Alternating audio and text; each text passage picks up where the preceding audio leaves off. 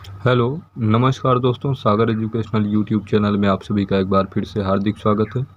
आज की क्लास में हम लोग मैथ्स का प्रैक्टिस सेट जो कि सीटेट के लिए होगा उसको हल करेंगे, ठीक है। तो बिना देरी करते हुए चलते हैं अपने प्रश्नों की तरफ।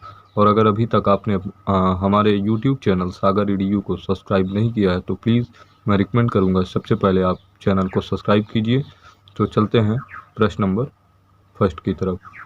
तो पहला प्रश्न कह रहा है कि 3 ब्रांड ए, बी तथा सी के पेन क्रमशः 10, 12 और 24 के पैकेटों में उपलब्ध हैं। यदि एक दुकानदार को तीनों प्रकार के पेन समान संख्या में खरीदने हैं तो उसके द्वारा खरीदे जाने वाले पैकेटों की न्यूनतम संख्या क्या होगी। ऑप्शन दिया गया है ए 10, बी 12, सी 5। ऑप्शन बी है ए बराबर 5, बी बराबर 12, सी बराबर 10, ए बराबर 10, बी बराबर 5। इस तरीके से प्रश्न दिए गए हैं। तो सबसे पहला काम कि प्रश्न को पढ़ेंगे जब तो ए, बी और सी 3 तरह के क्या हैं, पेन है जिनकी संख्या 10, 12 और 24 के पैकेटों में उपलब्ध है, ठीक है। अब देखो यहीं पर अपने को एक लॉजिक मिल जाएगी। कह रहा है कि खरीदे जाने वाले पैकेटों की न्यूनतम संख्या पूछा है। क्या पूछा है? न्यूनतम संख्या। और न्यूनतम संख्या को हम जब भी ज्ञात करते हैं तो क्या कर लेते हैं, LCM लोएस्ट कॉमन मल्टीपल निकाल लेते हैं, ठीक है। तो यहाँ पर ध्यान देंगे, चूंकि ए जो है वो उसकी संख्या कितनी है 10, बी जो है उसकी संख्या कितनी है 12 और सी जो है उसकी संख्या कितनी है 24। सी कितना है 24। और 10, 12 और 24 का जो LCM होगा वो कितना होता है 120। और 120 के हिसाब से अगर देखें तो ये 10 बराहम्मे 120 और 12 दहम्मा 120 और 24 पंचे 120, यानी ए कितने बनेंगे 10, बी बनेंगे ए बनेगा 12, बी बनेगा 10 और सी 5, ठीक है। यानी उसके द्वारा खरीदे जाने वाले न्यूनतम पैकेटों की संख्या जो होगी वो ए बराबर 10 होगा, ए बराबर 10 होगा, बी बराबर 12 होगा और सी बराबर 5। और इस हिसाब से अपना ऑप्शन नंबर ए क्या हो जाएगा, राइट हो जाएगा, ठीक है। तो चलते हैं नेक्स्ट प्रश्न की ओर।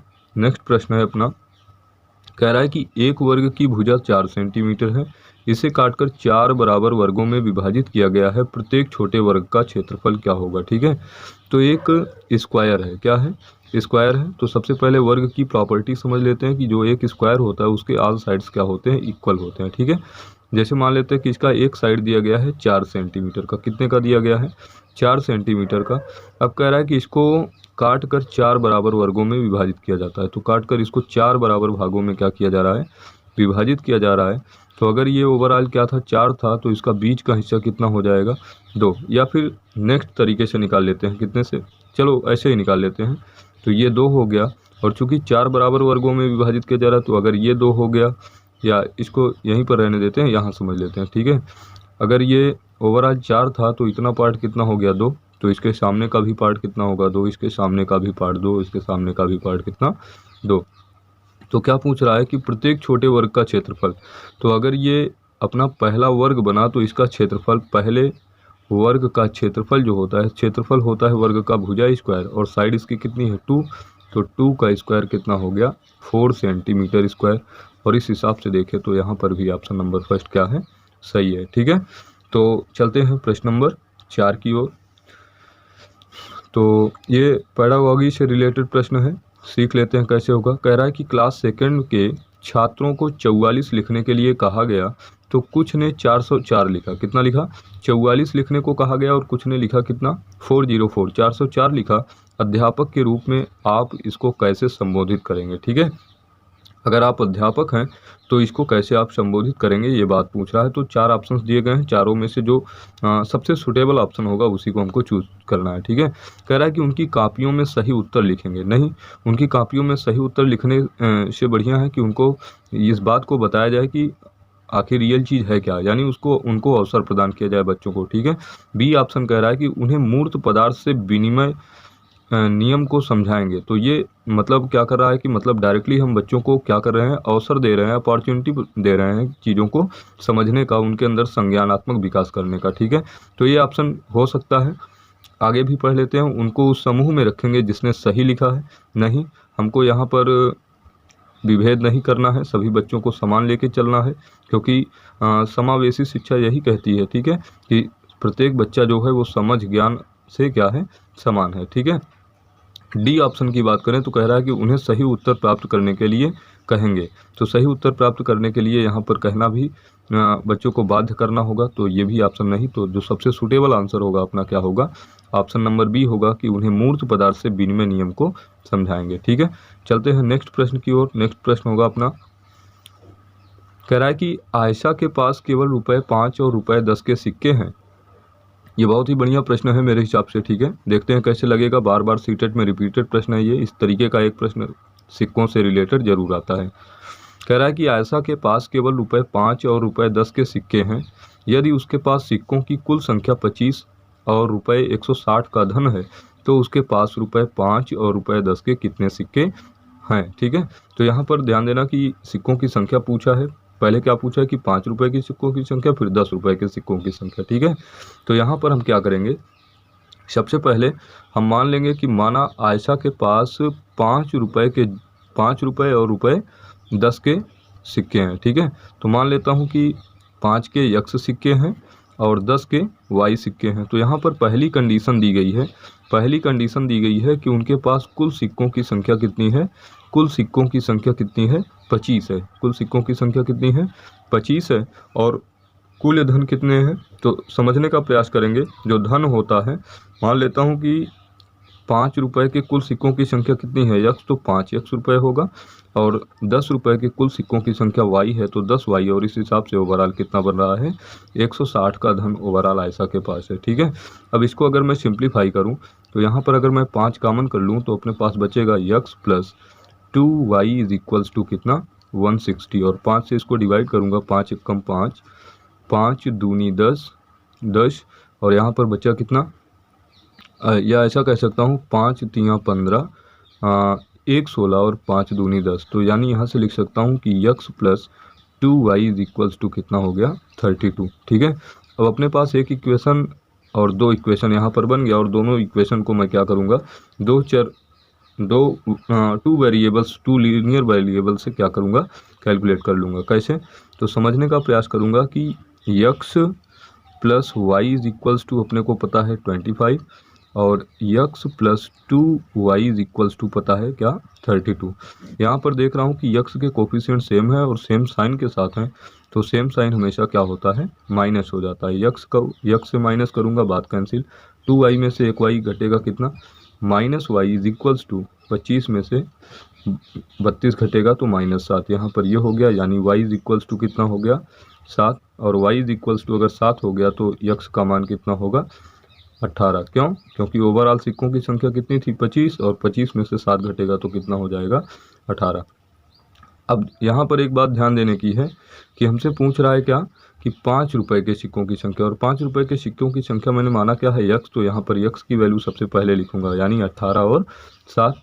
तो 18 और 7 यहाँ पर ऑप्शन नंबर ए ही सही है। तो इसका राइट आंसर क्या हो जाएगा, 18 और 7, ठीक है।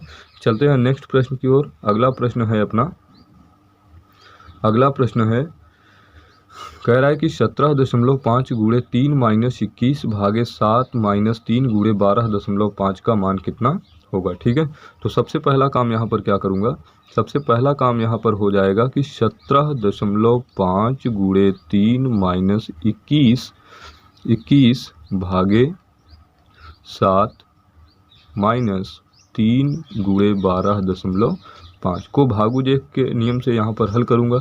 तो सबसे पहले डिवाइड का साइन हल किया जाता है, फिर मल्टीप्लाई का, फिर प्लस का, और फिर माइनस का, ठीक है। ये रूल है, ठीक है, जिसको बॉडमास का रूल कहते हैं। तो सबसे पहले यहाँ पर भाग की संक्रिया को हल करेंगे। तो यहाँ पर लिख सकता हूँ कितना, 17.5 गुणे 3 माइनस 7 21 माइनस 3 और माइनस 3 माइनस, यहाँ गुणे का साइन है, गुणे 12.5, ठीक है। अब इसको सिंप्लीफाई कर लेता हूँ।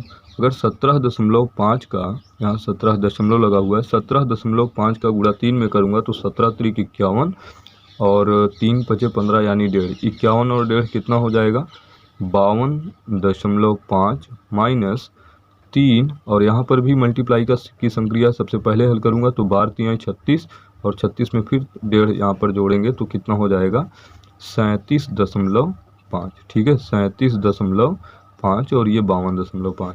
तो अब क्या करूँगा, देखो ये दोनों क्या है, अपोजिट साइन है, जुड़ जाएंगे, या ऐसा कह लें कि सेम साइन आपस में जुड़ जाएंगे। तो यहाँ पर मैं लिख सकता हूँ, सबसे पहला काम करता हूँ कि 52.5 में 37.5 को घटा देता हूँ। तो 52.5 माइनस 37.5 को यहाँ पर घटाऊँगा तो 5 में से 5 घटा 0 और 12 में से 7 घटा 5 और यहाँ 4 में से 3 घटा 1, 15। तो इनका अंदर कितना अंतर कितना है, 15 - 3 और 15 में से 3 घटेगा कितना हो जाएगा 12 और 12 ये अपना करेक्ट आंसर है, जो कि ऑप्शन नंबर।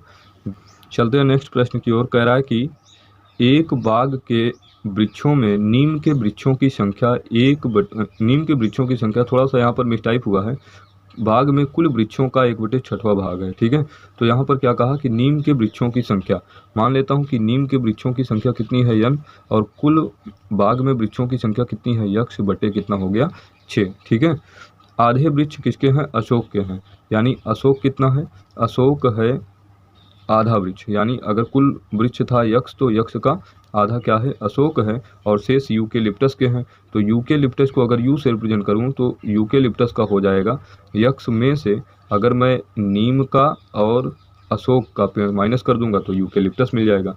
ठीक है, कह रहा है कि यदि नीम के वृक्षों की संख्या 5 है, अब नीम के वृक्षों की संख्या कितनी है 5, तो अपने पास एक इक्वेशन था कि n = x/6, यानी यहाँ से मैं लिख सकता हूँ, अब नीम के वृक्षों की संख्या कह रहा है 5, तो 5 = x/6, यानी x बराबर कितना हो गया, क्रॉस मल्टीप्लाई कर दूंगा तो 6 पंचे कितना हो गया 30। ठीक है, यानी कुल वृक्षों की संख्या पता चल गई कितना 30। अब अशोक के वृक्ष की संख्या अगर बताऊं तो अशोक का वृक्ष जो था वो कुल वृक्षों की संख्या का आधा था, यानी 30/2 कहने का मतलब अशोक के वृक्षों की संख्या कितनी है 15 है। ठीक है, अशोक के वृक्षों की संख्या कितनी है 15 है। तो यहाँ पे कहा जा सकता है क्या, तो अब निकालना है अपने को क्या, यूकेलिप्टस का। क्यों, क्योंकि नीम का पता चल गया, नीम का कितना है 5, और अशोक का पता चल गया, अशोक का कितना है 15। ठीक है, तो यूकेलिप्टस क्या हो जाएगा, यूकेलिप्टस हो जाएगा 30 में से नीम के वृक्षों की संख्या और अशोक के वृक्षों की संख्या का योग क्या करूँगा, माइनस कर दूंगा। तो 30 - 20 यानी कितना हो गया 10। तो हमसे पूछा है क्या कि यूकेलिप्टस के कितने वृक्ष हैं, तो यूकेलिप्टस के वृक्षों की संख्या 10 है, जो कि ऑप्शन नंबर बी है। ठीक है, चलेंगे नेक्स्ट प्रश्न की ओर। नेक्स्ट प्रश्न है अपना सवाल नंबर 8। कह रहा है कि निम्नलिखित में से कौन सा कथन सही नहीं है। यहाँ पर क्या पूछा है, कौन सा कथन सही नहीं है। तो सही नहीं के लिए हमको निगेटिव आंसर ढूंढना होगा कि सभी अभाज्य संख्याएं विषम संख्याएं होती हैं। तो अभाज्य संख्याएं क्या हैं कि अभाज्य संख्याएं वे संख्याएं होती हैं जिनका फैक्टर एक और स्वयं वह संख्या हो, एक और स्वयं वह संख्या हो। तो अभाज्य संख्याओं की बात करूं तो 2 होता है, 3 होता है, 2 होता है, 3 होता है, 5 होता है, 7 होता है। ठीक है, ऐसे अप टू 1 so on बढ़ता रहता है। ठीक है, फिर कह रहा है कि, और यहाँ पर देखो कह रहा है कि सभी अभाज्य संख्याएं विषम संख्याएं होती हैं। तो 2 क्या है, एक अभाज्य संख्या है जबकि एक विषम संख्या नहीं है, तो यही ऑप्शन अपना राइट हो जाएगा। ठीक है, नेक्स्ट की पढ़ने की जरूरत नहीं है क्योंकि पहला ही ऑप्शन यहाँ पर अपने को सही मिल गया। अगर पढ़ना चाहते हैं तो फिलहाल यहाँ पढ़ लेते हैं, देख लेते हैं। कह रहा है कि अभाज्य संख्याएं अपरिमित रूप से अनेक हैं। तो बिल्कुल सही है, यहाँ पर क्या है अप टू सो आनी ऐसे चलता जाएगा। ठीक है, अभाज्य संख्याओं के केवल 2 गुणनखंड होते हैं। बिल्कुल सही है, अभाज्य संख्याओं के केवल 2 ही गुणनखंड होते हैं, एक तो स्वयं एक होता है और दूसरी स्वयं वह संख्या होती है। ठीक है, फिर कह रहा है कि एक अंक वाली केवल 4 अभाज्य संख्याएं। बिल्कुल सही है, क्योंकि 2, 3, 5, 7 ये क्या है, एक अंकीय संख्या है, और इसके बाद आता है क्या 11 क्या होते हैं, द्विअंकीय संख्या है। ठीक है, नेक्स्ट प्रश्न की तरफ चलते हैं। नेक्स्ट प्रश्न अपना कह रहा है क्या, नेक्स्ट प्रश्न कह रहा है, 1 मिनट यहाँ पे प्रश्नों को लगा लेते हैं। नेक्स्ट प्रश्न है 9वां। कह रहा है कि एनसीएफ जिसको क्या कहते हैं, राष्ट्रीय पाठ्यचर्या। ठीक है, तो एनसीएफ से रिलेटेड प्रश्न बार बार बनते हैं, इसको ध्यान से पढ़ लेंगे कि एनसीएफ 2005 के अनुसार निम्नलिखित में से कौन से विषय प्राथमिक विद्यालय में गणितीय पाठ्यक्रम का भाग नहीं है। तो पहला ऑप्शन है यहाँ पर चौपड़, जिसको टाइलिंग कहते हैं, दूसरा है सममिति, तीसरा है प्रतिरूप और चौथा है अनुपात। तो चौपड़ टाइलिंग मतलब क्या है, प्रत्यक्ष ज्ञान को दिखाता है, ठीक है, बच्चों के इन्वायरमेंट में पाया जाता है, जैसे विद्यालय की फर्श हो गई। सम्मित यानी यहाँ पर वस्तुओं से कंपेयर करना सिखाया जाता है, वस्तुओं के बीच तुलनात्मकता को सिखाया जाता है, ठीक है। और सी की बात करूं तो प्रतिरूप मतलब एक दूसरे से को रिलेट करके चीज़ों को समझने की बात सिखाई जाती है प्राथमिक विद्यालय में। और डी ऑप्शन है अनुपात। अनुपात क्या है, प्राथमिक विद्यालय में गणित का पाठ्यक्रम नहीं है, ठीक है। तो इसलिए ऑप्शन नंबर क्या होगा, डी इसका राइट आंसर हो जाएगा कि प्राथमिक विद्यालय में गणित पाठ्यक्रम का भाग क्या नहीं है, तो अनुपात, रेशियो नहीं है, ठीक है। चलते हैं नेक्स्ट प्रश्न की ओर। तो 10वां प्रश्न है आज का, कह रहा है कि सूत्र का प्रयोग किए बिना अध्यापक निम्नलिखित में से किन साधनों या शिक्षण अधिगम सामग्री का प्रयोग यह दर्शाने के लिए कर सकता है कि विभिन्न आयामों वाले दो आयतों का क्षेत्रफल समान हो सकता है, ठीक है। तो प्रश्न में क्या कहा गया है कि एक अध्यापक है जिसको क्या करना है कि किसी भी फार्मूले को बिना बताए हुए, ठीक है, क्षेत्रफलों को कैसे ज्ञात करना है, बच्चों को इस बात को सिखाने के लिए क्या क्या चीज़ें करनी होंगी, ठीक है। तो पहला ऑप्शन है पैमाना। तो पैमाने के लिए अपने को क्या बताना पड़ेगा, फार्मूले वर्मूले रटने रटाने की बात, जो कि एनसीएफ 2005 कहता है कि 2005 कहता है कि रटने की प्रकृति बच्चों को ना सिखाई जाए, ठीक है। तो पैमाना हो गया, बी हो गया ग्राफ पेपर, सी हो गया धागा और डी हो गया टाइल। तो टाइल क्या है कि बच्चों के इन्वायरमेंट में पाई जाती है, ठीक है, इससे बच्चे स्वयं सीख सकते हैं, तो डी ऑप्शन तो होगा ही, ठीक है। नेक्स्ट क्या होगा, ग्राफ पेपर। तो ग्राफ पेपर के द्वारा भी बच्चों को बताया जा सकता है, ठीक है। ग्राफ पेपर में जो ग्राफ पेपर क्या होता है कि ऐसी कुछ लाइनें होती हैं, ठीक है, तो उससे भी बताया जा सकता है कि क्षेत्रफल कब समान होंगे और कब नहीं हो सकते, ठीक है। तो केवल बी और ऑप्शन देख लेते हैं, बी और डी बिल्कुल हो सकते हैं, यहाँ पर मिसप्रिंट है, कुछ होना चाहिए था। और ए और डी इसको मान लेते हैं कि 3 ही ऑप्शन इसमें दिए गए हैं, क्योंकि यहाँ पर टाइप नहीं हो पाया है, ठीक है। नेक्स्ट है ए और डी। तो ए तो ऑप्शन गलत था, ठीक है, ए पैमाने की बात नहीं बताएगा यहाँ पर, तो ऑप्शन नंबर बी क्या हो जाएगा, बी और डी यहाँ से राइट हो जाएगा, ठीक है। नेक्स्ट प्रश्न की ओर चलते हैं। नेक्स्ट प्रश्न है कि एक 180 सेंटीमीटर लंबी तार को एक आयत का रूप दिया गया है। एक 180 सेंटीमीटर लंबा क्या है, तार है। तार कितना लंबा है, 180 सेंटीमीटर लंबा है, और इसको क्या किया गया है, एक आयत का रूप दे दिया गया है। किसका रूप दे दिया गया है, एक आयत का रूप दे दिया गया है, जिसमें लेंथ होती है और क्या होती है, ब्रेड्थ होती है, ठीक है।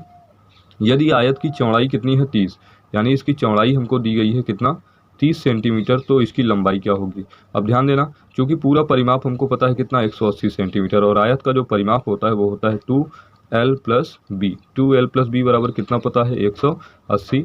तो 2l प्लस बी का मान अपने को पता है 30 इज इक्वल्स टू कितना, 180। और यहाँ से इसको सिंप्लीफाई करें तो 2 1 कम 2 9 18, ठीक है। यानी l plus 30 is equals to अपने को पता चला 90।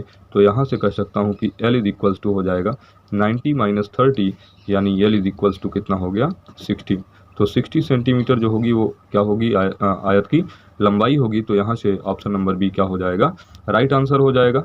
वीडियो अगर आप लोगों को पसंद आई हो तो प्लीज़ हमारे चैनल सागर EDU को लाइक, शेयर और सब्सक्राइब करना ना भूलें। आज के लिए बस इतना ही, मिलते हैं फिर नेक्स्ट क्लास में, तब के लिए जय हिंद जय भारत।